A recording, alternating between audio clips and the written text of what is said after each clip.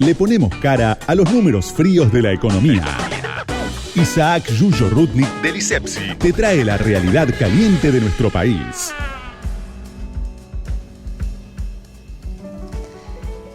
Y como todos los domingos estamos en línea con el director del ISEPSI, Isaac Yuyo Rudnick, para hablar de los números de la economía de esta semana. Hola Yuyo, ¿cómo estás? Hola, ¿cómo les va a ustedes? Bien, acá andamos. Contanos cómo viene, o sea, los números que trajiste o las opiniones que trajiste para hoy en base a los datos de esta semana, ¿no?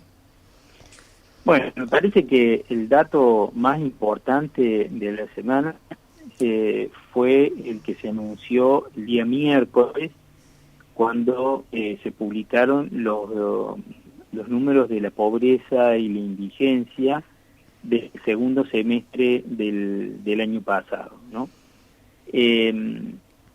Ha habido un aumento de la pobreza, y lo que hay que tratar de hacer sobre ese dato concreto, o lo que nosotros tratamos de hacer sobre ese dato concreto, es deslindar causas, o sea, tratar de tener una idea de cuáles son las causas principales para, obviamente, pensar en cuáles son las políticas públicas más adecuadas para este año y para los próximos años.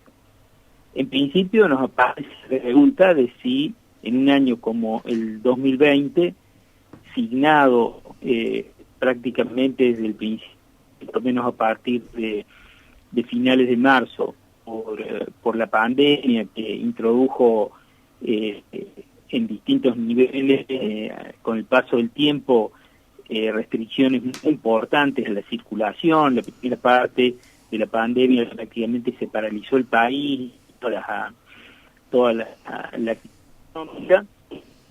Si esa fue la única causa. Recordanos cuáles son los números que tiró el INDEC el día miércoles. El miércoles tiró el número de 42% de pobreza en el segundo semestre del año. El año 2020. Claro, estamos hablando, de los números del 2020. Uh-huh. Contra 40,9, o sea, hubo un aumento del 1%, 1,1% entre un semestre y otro.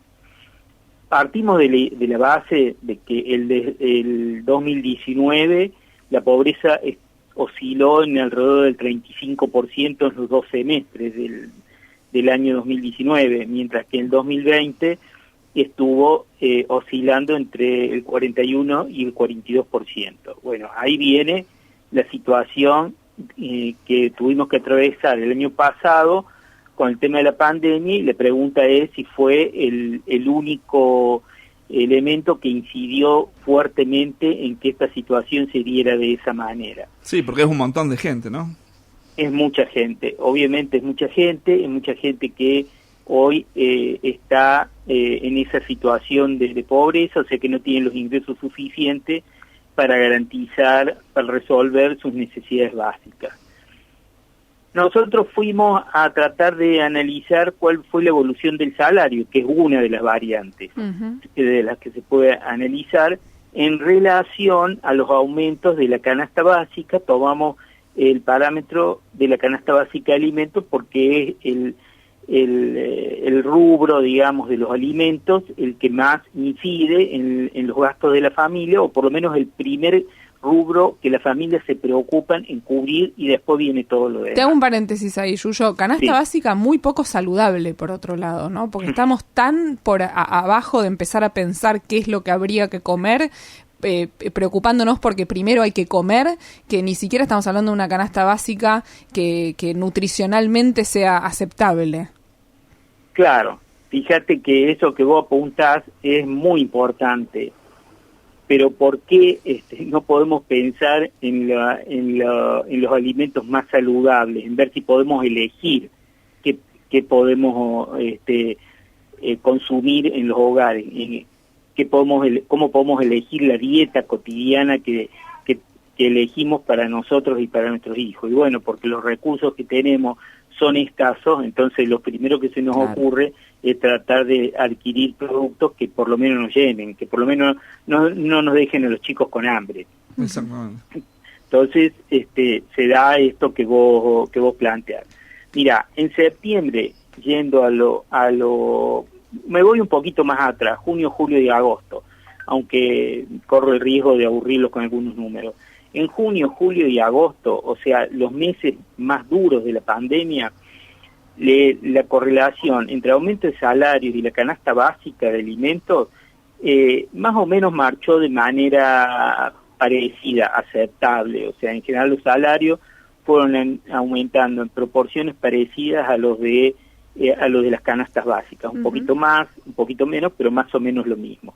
Pero a partir de septiembre, que es cuando empieza justamente a abrirse la actividad económica, la situación empieza a cambiar. En septiembre la canasta básica de alimentos aumentó 3,4% y los salarios, todos estos son datos duros sacados de las publicaciones del INDEC, digamos, para que no haya duda.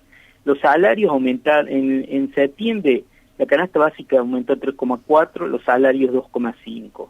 En octubre la canasta básica aumentó 6,6, los salarios 4,1. En noviembre la canasta básica 4,2, los salarios 3,3. En diciembre se da la divergencia mayor, la canasta básica aumentó más del 5%, 5,1, y los salarios aumentaron apenas 1,8. En conclusión, el salario va perdiendo poder de compra real.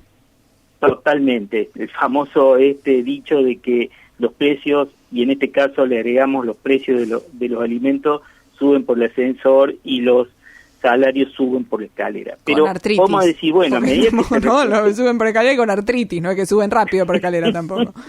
Exactamente, no pueden correr. En enero, digamos, para decir, bueno, pero terminamos un año malo, y ahora enero, que todas las cifras de la economía dan que empieza efectivamente a acomodarse, se va a empezar a generar una tendencia inversa. En enero la canasta básica de alimentos aumentó 4,6 y los salarios volvieron a aumentar muy por debajo, solo un 3,3.